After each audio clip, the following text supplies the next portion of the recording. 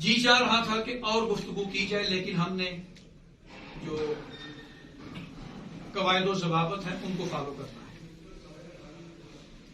آخری فکر دینا چاہتا ہوں اور اس کے بعد پھر آپ کے سوالات۔ یہ میری گفتگو کا خلاصہ ہے، یہ کنکلوژن ہے جو میں آپ کی خدمت میں پیش کرنے جا رہا ہوں۔ فکر یہ ہے،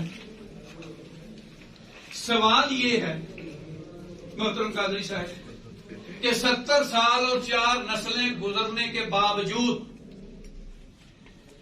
70 سال 4 نسلیں، یہ ایک جملہ میں نے ادا کر دیا، آپ نے سن لیا، لیکن اس کے پیچھے پوری ایک تاریخ ہے۔ 70 سال اور 4 نسلیں گزارنے کے باوجود ہم ٹریفک قوانین نہیں سیکھ سکے۔ یہ ہے ہماری آؤٹ پٹ، یہ ہے ہماری کمائی۔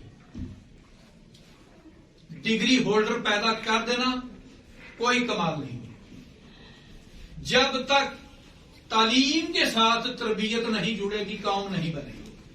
ہم نے تعلیم سے تربیت کو ہی جدا کر دیا۔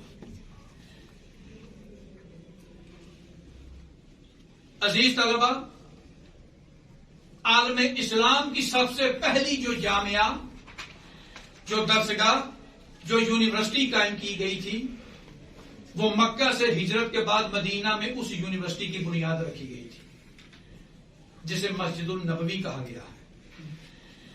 اور اس یونیورسٹی کے جو سربراہ تھے ان کا نام نامی، اسم گرامی رسول کائنات صلی اللہ علیہ وآلہ وسلم ہے۔ اس درسگاہ میں سب سے اولین کتاب جو پڑھائی جاتی تھی نصاب میں، وہ اخلاق تھا، وہ انسانیت تھی، وہ درس توحید تھا، وہ عقیدہ توحید تھا۔ اور اس جامعہ کے جو اسٹوڈنٹس تھے انہیں صحابہ کرام کہا جاتا ہے، اور وہاں پر جو طالبات زیر تعلیم تھی انہیں صحابیات کہا جاتا ہے۔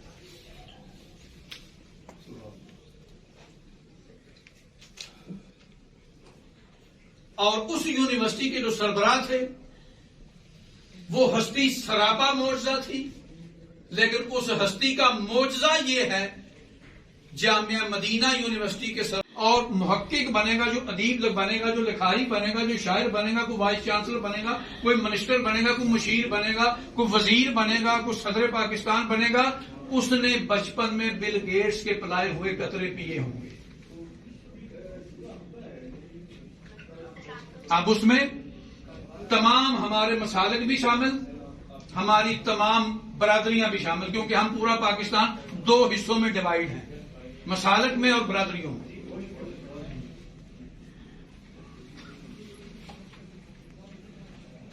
عزیز طلبہ، یہ بات یاد رکھیے گا، جب تک ہم نے اجتماعی سوچ نہ اپنائی،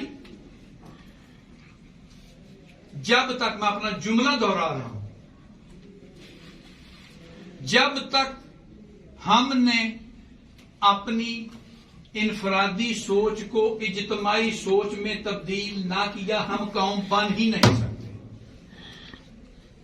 آپ چاہے جتنے مرضی ڈگری ہولڈر پیدا کر دیں، آپ جتنی مرضی state of the art modern یونیورسٹیاں بنا دیں، آپ چاہے جتنے مرضی محلات کھڑے کر دیں، ان سے کچھ فرق نہیں پڑنے والا۔ وہ ممالک جو ہم سے بعد میں آزاد ہوئے، ہم سے بہت آگے جا چکے ہیں۔ عزیز طلبہ، مجھے بتائیں کوئی ایسا اسلامی یا غیر اسلامی ملک جہاں پر پاکستانی اسٹوڈنٹس تعلیم حاصل کرنے کے لیے نہ گئے؟ اپنے طلباء کی کیلکولیشن بھی کر کے دیکھ لیں، اور دوسرے ممالک کے کتنے اسٹوڈنٹس ہماری جامعات میں پڑھنے آتے ہیں۔ عزیز طلبہ، دنیا کے ہر ملک نے اپنی ثقافت کے اندر رہتے ہوئے، اپنے لباس کے اندر رہتے ہوئے، اپنی بود و باش کے اندر رہتے ہوئے، اپنے رسم و رواج کے اندر رہتے ہوئے ترقیاں حاصل کی۔